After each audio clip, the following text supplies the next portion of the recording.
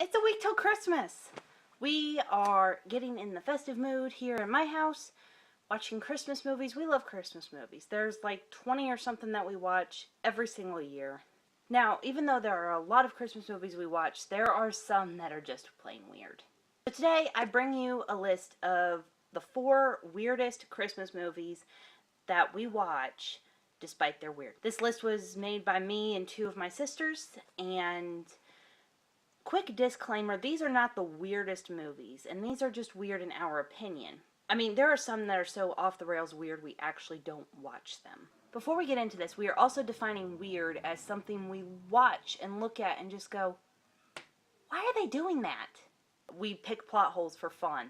Number 4, Grandma got ran over by a run over. Grandma got run over by a reindeer. It's not run, it is ran. Or wait, it's not ran, it is run, as I found when I was typing up my notes. This movie is actually fairly normal. And it's about a kid whose grandma goes missing, and he says he saw her get hit by Santa's sleigh. No one believes him because who believes in Santa Claus? All that stuff. The weird part of it is the villain, Cousin Mel, who we don't know how she's actually related. It's not like, oh, well, this is obviously this person's relations through this side. So what's weird about her, besides you really kind of don't know how she's related? She's an ambiguous cousin. Well, she's mean.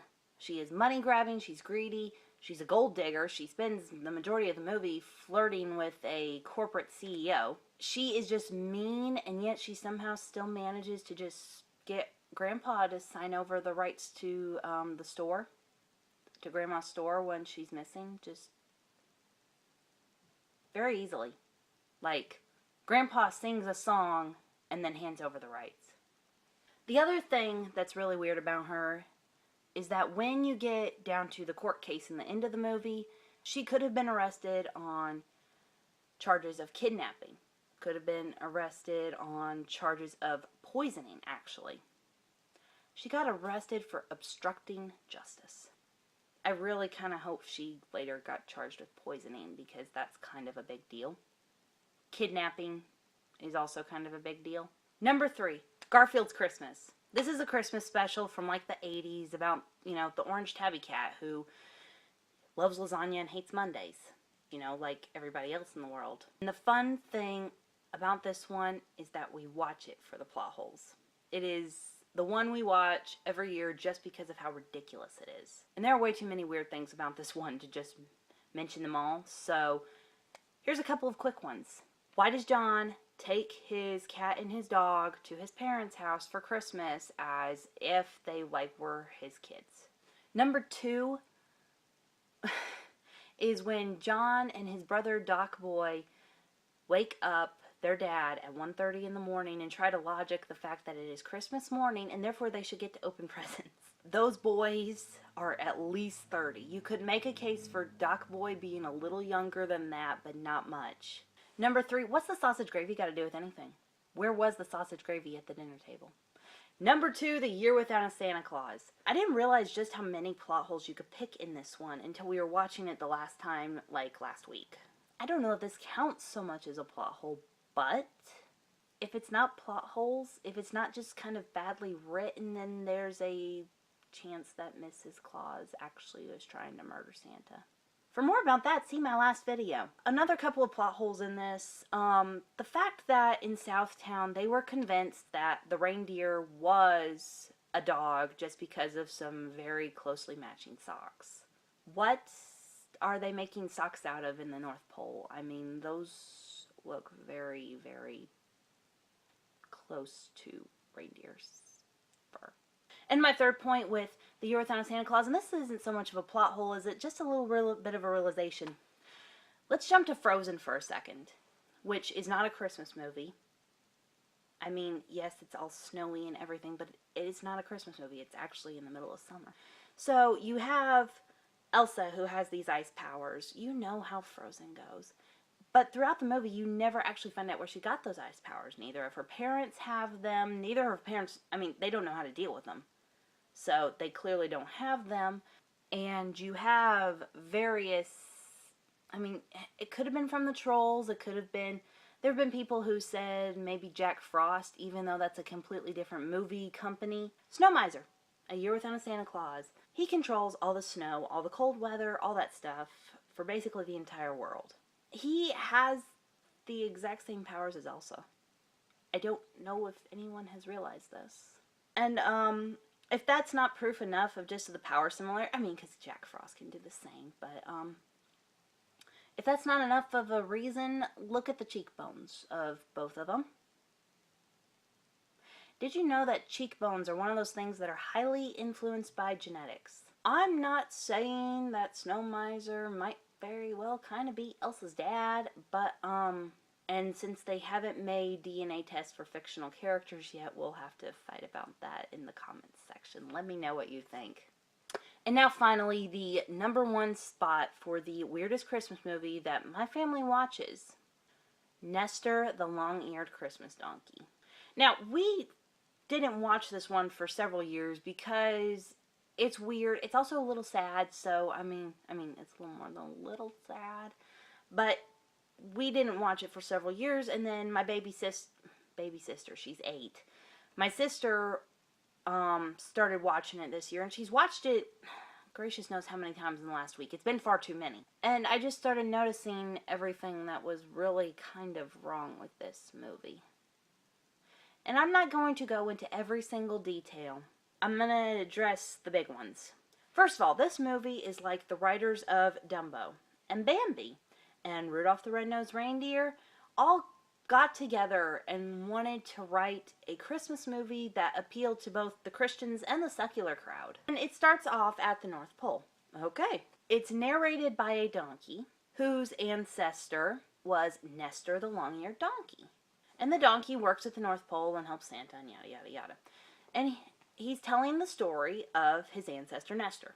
Nestor, the Long-Eared Christmas Donkey, was a little baby donkey.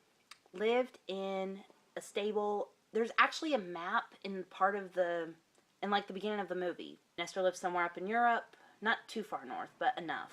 And he's owned by an animal breeder. Well, Nestor is like Dumbo, big ears. And everybody makes fun of him. And even the breeder it's not making fun of with the breeder. The breeder actually refuses to feed Nestor because Nestor is a klutz and doesn't earn his keep, and because Nestor keeps tripping on his ears. Then one day Nestor screws up big time, causes the breeder to lose money, and Nestor gets kicked out into a snowstorm. His mother escapes and tries to help her baby. You getting the Dumbo vibes here? Because I am. And then let's have a little bit of a Bambi plot twist. To keep Nestor from freezing to death, Nestor's mama covers him up with her body. And in the very next scene, you just see a little pile of snow, and there's an explanation of the fact that Nestor's mama is no longer with us. Yes, this is a kids movie. Yes, this is a Christmas kids movie. Yes, it is harrowing. After his mama's death, Nestor kind of wanders around looking for a home and purpose, and he is visited by a cherub, which is like an angel for animals, apparently. And this cherub tells Nestor that God wants him to go to Bethlehem. He goes towards Bethlehem and ends up with an animal trader for a while, waiting for the time to actually get to Bethlehem. And then he's visited by a man and a woman, Mary and Joseph. Mary is at this point very pregnant. I'd like to throw out there that they're both very whitewashed. Mary has blue eyes and, if I remember correctly, also possibly blonde hair. Also, she is literally glowing with a heavenly glow, which keeps the animal tradesman from cheating them. He tried, and then he sees her glowing, and he just completely changes his mind and gives them Nestor for free instead of charging extra for the long ears. How sweet! And I'm not going to start complaining about the theology now. Moving on. As they're on their way to Bethlehem, there's a sandstorm. Nestor wraps his ears around Mary and guides Mary and Joseph through the sandstorm safely. because Nestor can hear the voice of the angels guiding him and no one else can. He's literally the only one who can hear the angels, and I think it's because of the big ears. Because we all know big ears equals you can hear better. So they get safely to Bethlehem, and Jesus is born, and Nestor goes back home. Not to the animal tradesman, he actually goes back up to Europe. The animal breeder is waiting for him and celebrates his return as if he somehow knew that Nestor was the donkey that took a very common couple to Bethlehem to pay their taxes, and then there was a baby. I mean, yes, there was the star and the heavenly choirs and all that, but I don't think Mary and Joseph made the news. And even if the word of the Savior being born got all the way back up to Europe at that time, can we talk about the fact that the donkey is not all that significant?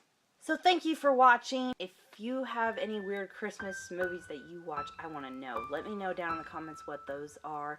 If you like this video, give it a thumbs up. Subscribe to my channel so you can see more of these videos. See my last video in the case of Mrs. Claus murdering her husband. You can find that over there. And today's advice, you know what? It doesn't matter if a movie is weird or not. Enjoy what you want to enjoy regardless of its weirdness. See you next week, Theo.